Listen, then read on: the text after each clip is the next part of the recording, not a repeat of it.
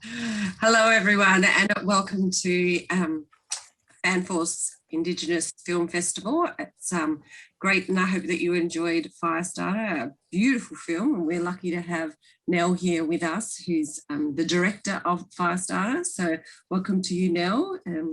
A fantastic film, and thank you for sharing this beautiful story with us. You did a wonderful job of so much colour and movement and light and so much love in the story. So welcome, Nel.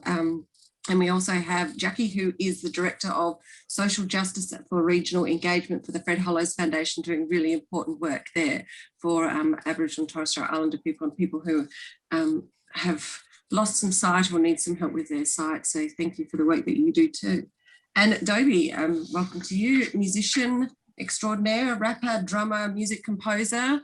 Like I said to him when you weren't all there online, he's living the dream of as well as Nel, you get to have all the fun stuff. But I'd like to start by acknowledging the traditional owners of the land on which we meet today and which you meet, and pay my respects to their families and to all elders past and present, and thank them for looking after the skies and the waterways and the land, so that your children and my children and that you and I and future generations can enjoy this beautiful country, and thank them for being a part of our cultural journey, if you live on country or off country, so that you can continue along your path and your journey as an Aboriginal and Torres Strait Islander person. I'd also like to pay my respects to all Aboriginal and Torres Strait Islander people who are joining us tonight on this call. And we look forward to hearing from you a little bit later if you have some questions. But I've got some questions to kickstart us on this fantastic film. I have a relationship with Bangarra. I took my son to see a show, Benalong, and the power in that, so powerful. He was 12 years old and he was so keen to watch it because he'd been studying at Benalong at school, and the emotion that he had in that moment. I looked at him one stage and he had his hat pulled over his little eyes, crying, and tears were just rolling down his face, and all of those moments through their dance movements and the story that they shared. And when everybody clapped at the end, he was really angry with the crowd for clapping, and he couldn't work out why they would be clapping in such a moment. So there's so much power in what they do and what they bring for everyone. So it's a real pleasure to be here talking tonight to you three about this wonderful movie. So I will start with you, Nel. How did you get involved with the project, and what was it like working with Vengara Dance Theatre and the filming process? Yeah, sure. So I suppose the first thing I need to say is I was one of two directors, Wayne Blair being, and I'm directing this together. I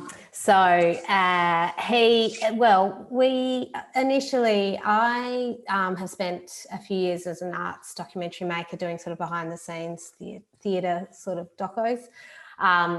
And came across saw Stephen speak and realised what an incredible, charismatic personality he is. And of course, the work of Bangarra is incredible and visceral, and so moving to sit in the audience and to see it on screen. I'd seen Spear quite recently as well, which is their feature film, dance film that they had made. So I spoke to Stephen about it, and very quickly with our producer, Ivan O'Mani, and then very quickly got Wayne on board as well. And that was a good 4 years ago or so. It's been a long process, this one, but Wayne and I worked really closely from the very start, from developing the story through to the delivery. I think we brought two very different, all sorts of different qualities to the film from each other. So he obviously is an incredible feature film and drama director and actor. He also has performed with Bangarra. He's a family with the Page family, and a friend of the family and a lot of the dancers as well. So very much in the community, very much in the story. And my role, I guess, is an outsider in lots of ways, but also, I guess, bringing the documentary elements to it as well. But as a non-Indigenous filmmaker, I had a sort of I suppose, a much more removed way of approaching the story, which I think the only way it could work in this environment was for Wayne and I to work very closely together, be really honest with each other and trust each other. And I think over the period of time, we definitely got there. And I think it didn't necessarily mean it was easy or the conversations were always easy. They were quite confronting, I think, for both of us at different times. But that was really the main kind of crux of our relationship as directors together. We sat next to each other in most of the interviews, asking questions the other one couldn't really, which is quite a thing. And then in the edit as well. I mean, of course, he's protecting a story. It's very much a story from his perspective. But at the same time, there was a role, I guess, for someone who was not as close to the story to be part of that process as well. So I don't know if that answers your questions, but that was kind of how it worked with us. Yeah. Well, it sounded like you ended up with a good working relationship, was all you can ask for. From people and the chat about the wonderful story, and thank you for the gift of sharing the story, and it was an incredibly moving film. So I think that Wayne, you did a fantastic job of getting that across. So congratulations. Thank you. Thanks. Now, Jaki, through your experience of working in regional communities, how do groups like Bangarra influence the health and well-being of other Indigenous communities? Yeah, I mean, culture is critical to Aboriginal and Torres Strait Islander health and well-being. We see culture as a health protective factor. And we know that Aboriginal and Torres Strait Islander definitions and ways of thinking our health are holistic. So it included culture, social and emotional well-being, as well as the physical well-being. So Bangarra's power is through their storytelling and the ability to be able to connect with people from all walks of life, all nationalities, but tell the story of Aboriginal and Torres Strait Islander culture, strength, resilience, and emotions in a language that seems to connect more widely than just someone having a speech or reading a book. And I think it's that, like your son, it's that emotive factor that comes with it. And Bangarra is such a professional body of people who have a long-standing history from all different levels. So that bringing the culture to the stage is another, I guess, avenue to tell the story of Aboriginal and Torres Strait Islander culture, who we are, where we're from, what we bring to this world, and what's important to us. We know through the Close the Gap campaign report last year, it brought to focus the centrality of culture, language, and relationships with country for Aboriginal and Torres Strait Islander health and well-being. So culture is pivotal, it's critical, and whatever forum we can use to tell that story, which is kind of embedded in us to tell stories. But Bangarra does it in a way that engages people and empowers people to continue telling stories. Yeah, beautifully said. And it also empowers our community with such pride. Yeah. Look at them and we're filled with such pride, you know, where they are and what they've come from and to where they are and to the people that they speak to, you know, they perform to, and that emotion that is part of it. And that's a sense of pride for us as well, isn't it? Yeah, definitely. Now, Dobby, through your honours work in Indigenous studies, can you tell us about the relationship between Indigenous cultures and music and dance, and why this is such an important dynamic within our culture? Yeah, I mean, so, you know, for us, this is not just art, but, you know, more than a way of life. It's our ways of expressing our culture and expressing, you know, deeper than that, our identities, depending on the language groups that we hail from and, you know, the so-called boundaries that we kind of have ourselves established within. You know, my family are from Nambar country and Mudawari country, Northwest New South Wales. And so, you know, this is a very, very significant place for trading, for dancing and ceremony. You know, it's the meeting place of 8 different tribes. And that's been, you know, a thing for tens of thousands of years. And we still do that to this day. So it's not just, you know, our Western concept of thinking of, you know, art as, for art's sake.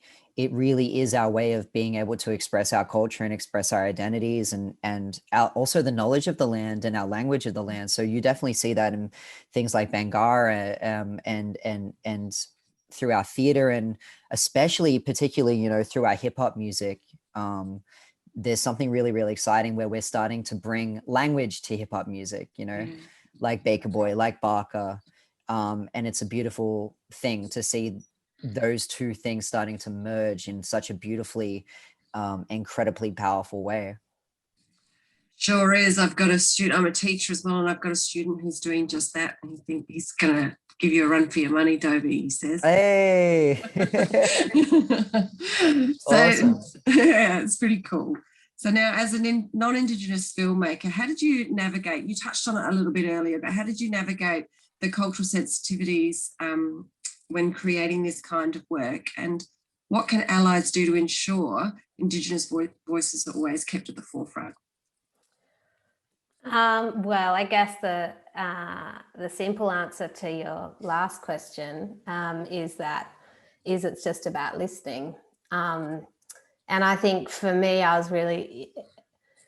it's amazing to have the time, being a documentary maker, to sit and listen to all the people we interviewed.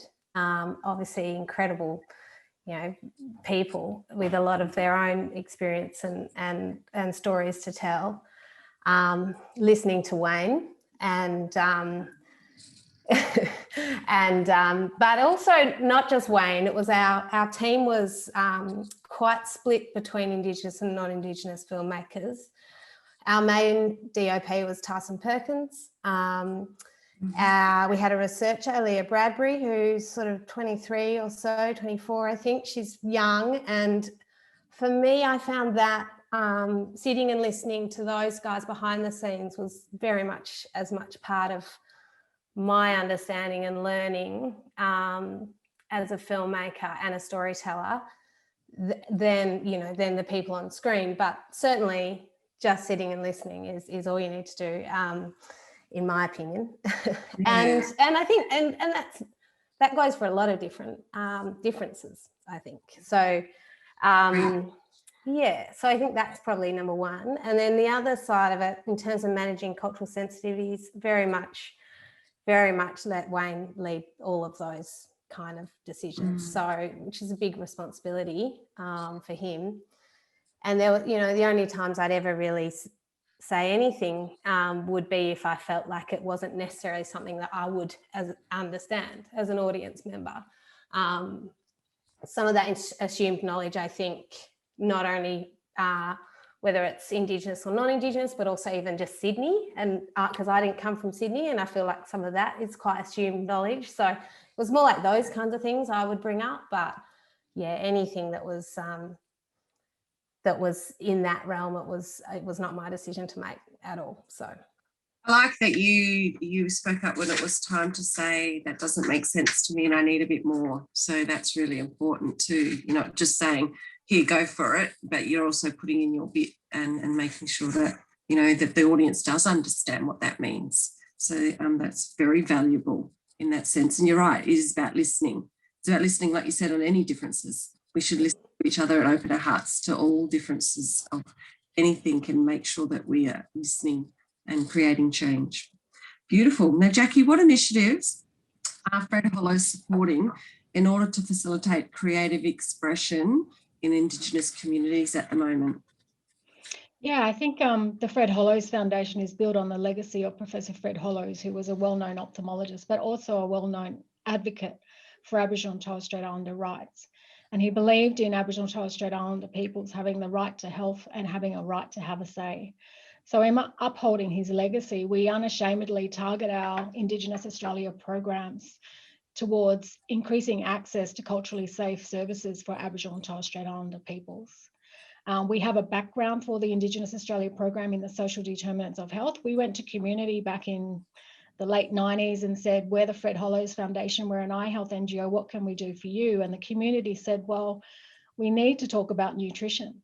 We need to talk about teaching our kids what good food is, none of this fast food stuff, and how do we educate kids? So probably not well known is the Indigenous Australia program worked in the social determinants of health space for a very long time, till about 2013. So we've built on that legacy and those learnings to ensure that Aboriginal and Torres Strait Islander people's voices are heard in all our decisions, that our work in social justice and the right to health is led by Aboriginal and Torres Strait Islander peoples, both internally and externally. You know, we build our programs on the foundation of principles that ensure we don't compete for funding with Aboriginal organisations. So we have some embedded philosophies and workings that we have from Fred's day, but also that we've modernised into what works today. We had a significant relationship with the Black Armband as an example of other areas that we've worked within. So from about 2009 to about 2012, working with the Black Armband and those artists in terms of working with communities to use art and music as a way of expressing not only culture and telling stories, but selling the health message, what good health is, what it means for them in their language, how do they understand what good health is. So it's really important that those broader aspects of health, like the social determinants, like housing, education, literacy, food security, come into everything that we do in terms of that holistic approach to health for Aboriginal and Torres Strait Islander people. So apart from programming, we're also elevating our position in terms of social justice for Aboriginal and Torres Strait Islander peoples in Australia. We're just going through the process now of talking through what that means with Aboriginal and Torres Strait Islander social justice and health leaders. So we want to be led by them about, you know, we're an ally, but how do we become an ally that they want? How do we hear what they're saying and better support them in a way that the Fred Hollows Foundation voice can get behind? Nice, busy, important work. Same thing that Nel's talking about is the like that you're listening to. So it's very important. Now, DOBBY, music, it certainly can be a form of activism in the arts, a form of activism. How can performing be used as a tool to generate awareness, do you think?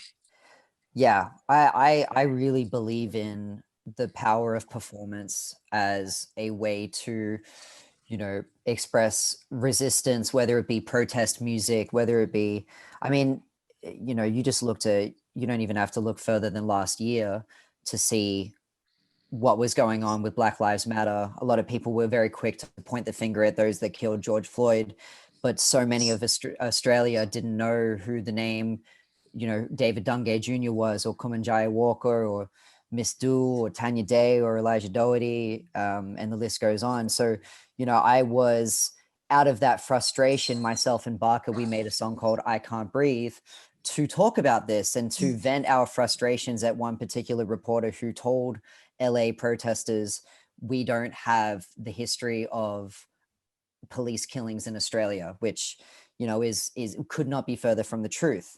And this song, we've been able to really, I think, push past our echo chambers and reach people who needed to hear it. It's not everyone, but it was something, you know, and we've been able to protest and perform this song at the rallies, at the 26th of January rallies, as part of the, you know, Invasion Day rallies, and as part of different protests, and to take that regionally. So I feel like performance, you know, whether it be music, whether it be dance, whether it be theater, we have the power to open minds, change minds, and completely challenge these main narratives that continue to, you know, absolutely target disproportionately Indigenous peoples.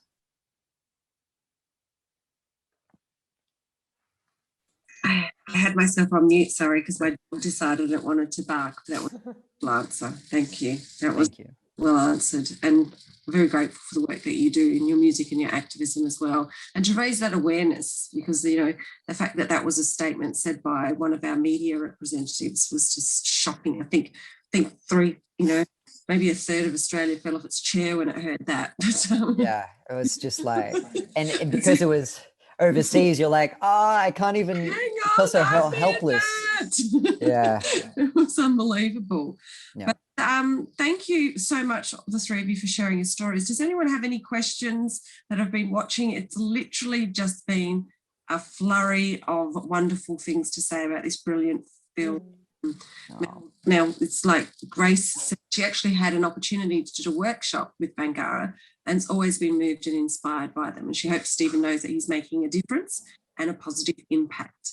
And Nikki Edwards said, apologies for an awkwardly worded question. It's the story of my life, Nikki, fear not. Do you see the conflict for artists between works grounded in tradition and modernised and progressing work? So do you see a conflict for artists between works grounded in tradition, modernising and progressive work? Who would like to answer that question? So do you feel like there's conflict between, I guess it's asking, we've got tradition and modern work and bringing it together? Who would like to? You're our little entertainer, Dobby. Yeah.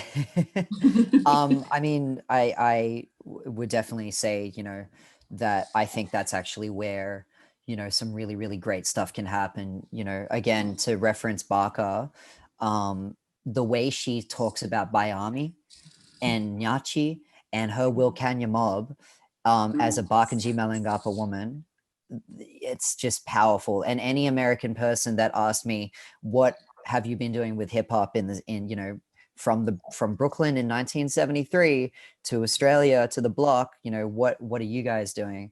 I would absolutely say, check out Barker's work, check out Kobe D's work, check out, you know, because we are Aboriginalizing hip hop. And I think that is a beautiful, incredible future that we have through this medium.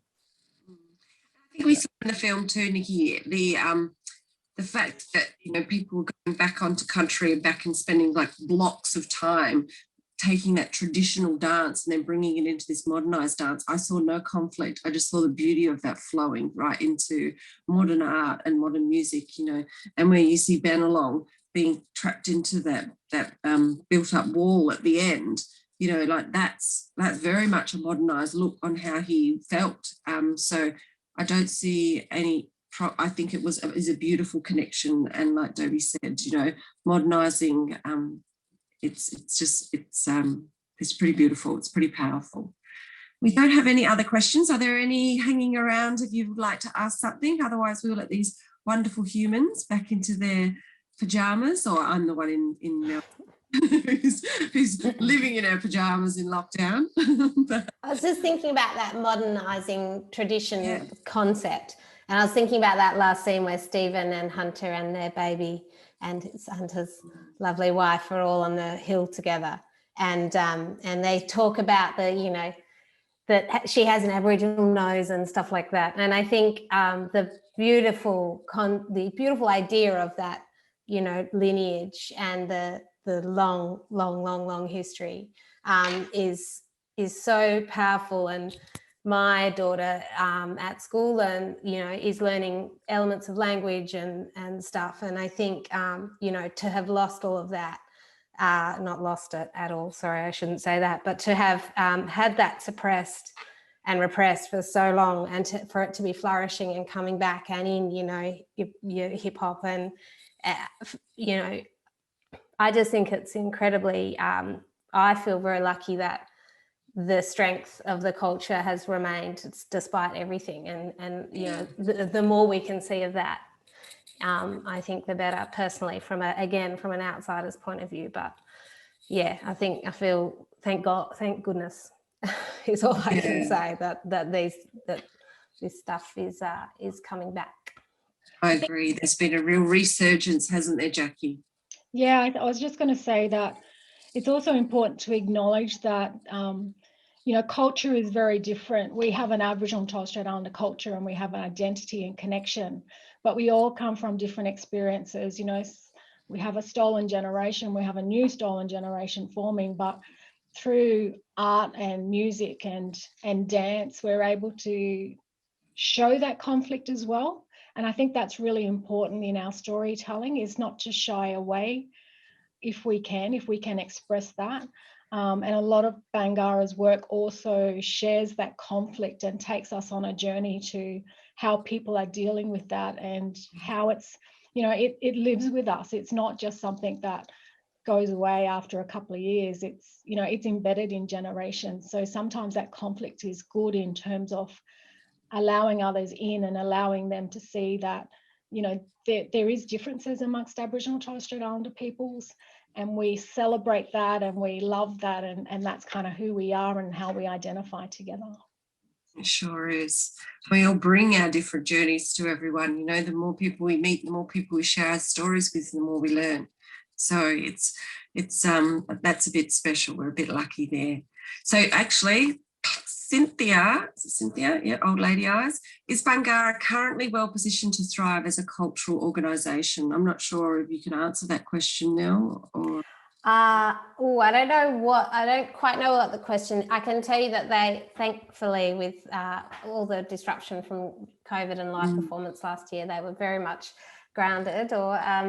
But they're just about to come back at the Opera House. They're literally opening next week, I think. And then they'll be touring regional. They're doing Sandsong, which is the Ningali family story and country story. So that's a new work that they're bringing back. So I think there's opportunity now to hopefully come back after the big COVID year and take that story back to country. And we'll have to make sure we buy tickets to go and see them and support them. And they do absolutely magnificent educational resources as well that you can take and alert your children's schools to. Because they're absolutely brilliant, and I've included them in some of my resources over the years that I write for people, but they're just beautiful. So make sure that you let your children's schools know about that. Can I also add one more thing about the film? Firestarter goes to the ABC quite soon. There's no announcement of the broadcast date, but very soon. And with it, also there's a 1 hour concert film of DOBBY, which is the David Page concert that we filmed. And there's a more story of him there and a lot of his songs and performances by Archie Roach and Jackson Puramanyaran and Ursula Jovic and a bunch of incredible musicians. So that's fantastic. And then also there's a whole behind the scenes Year in the Life of Bangarra series as well that'll go on ABC. So it's short 10-minute episodes of all the different works they did, and because we filmed for a long time with them behind the scenes, so this is much more focused on the dancers now and that kind of things, the different works they've done. So there's quite a lot coming out around the film as well, which is, I think, for young, like for education and stuff, I think the young sort of story in there as well is really exciting. That is exciting, something everybody's looking forward to as well. Keep an eye out, all right? Jason's asked an interesting question. Is there a problem with white people profiting on Indigenous stories or making white saviour films, for example? That conversation definitely came strongly into the edit last year. It was very much in the press. Was it last year, the year before? Last year kind of disappeared. But I think it was the beginning of last year. There's a lot of press around it. And yeah, I totally understand that. And look, what can I say about it? I think the conversation was there. I can't really speak on behalf of how the production company managed all that, because there's stuff that Ivan would probably tell you if he was here. But yes, in terms of profiting off it, that this particular story is not one where there's big profit from for white people. But perhaps there's other films and other stories like that. So don't you worry. Wayne was strong in those conversations. He was right on it. Yeah, we were very aware of that. So, Jason, that there's a problem with the white saviour, like the whole concept of that. We don't need saving as such as people. So, that's people have that in their mind about Aboriginal people, that we need saving. That needs to go away, because we don't need saving. And I don't feel like Nel and her production company saved us. They shared a beautiful story, with everybody. But there is a problem with the white saviour mentality, that it doesn't serve Aboriginal people. It doesn't help us move forward. And it certainly doesn't sit well with us. So it doesn't matter if it's a film or if it's anything, or you're working with someone who thinks they're saving you. So, that's an issue in itself. But the conversation around trauma and trauma stories and how do you manage that, and again, that was so part of our conversations, because how can you make this film without talking about that? But equally, I completely understand and very much can own up to the fact that, yeah, I probably didn't have my head around what that meant when we were kind of starting the process, and what that reflection could, or the refractions from that could be. And, you know, Wayne's such a beautiful filmmaker, and he does the most uplifting, incredible films with culture on screen. And, you know, it was just all part of the conversations. It's not that you don't want to talk about that stuff, but you need to make sure you do it sensitively and considerately, and think about all the people that you're going to affect. And that's a documentary issue anyway. Yeah. And my personal experience is that I don't ever want to make a documentary that hurts the people that are in it. So, you know, that's part of that conversation as well. Yeah, I think that you handled the trauma within the Bangarra beautifully. Actually, it was time for acknowledging and reflecting and healing, and you could feel that throughout the actual film. So that's to be congratulated as well. So thank you all for sharing your knowledge. And Dobby, tell us, where can people catch you? Yes, you can find my music, DOBBY, Spotify, iTunes, all of that.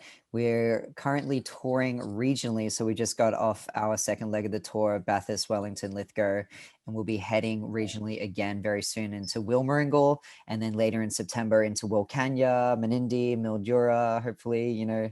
So we might be around your way if you're out that way. That's good. Sounds like a plan for people. And Jaki, keep doing that fantastic work with the Fred Hollows.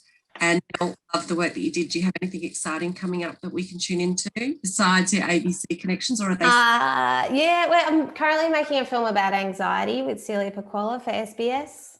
Oh, wow. So that's a big subject as well, that we're just kind of getting through at the moment. So that'll come out on the SBS at the end of the year, and I think that'll be a really interesting, very different tone and style, but also another big conversation to have.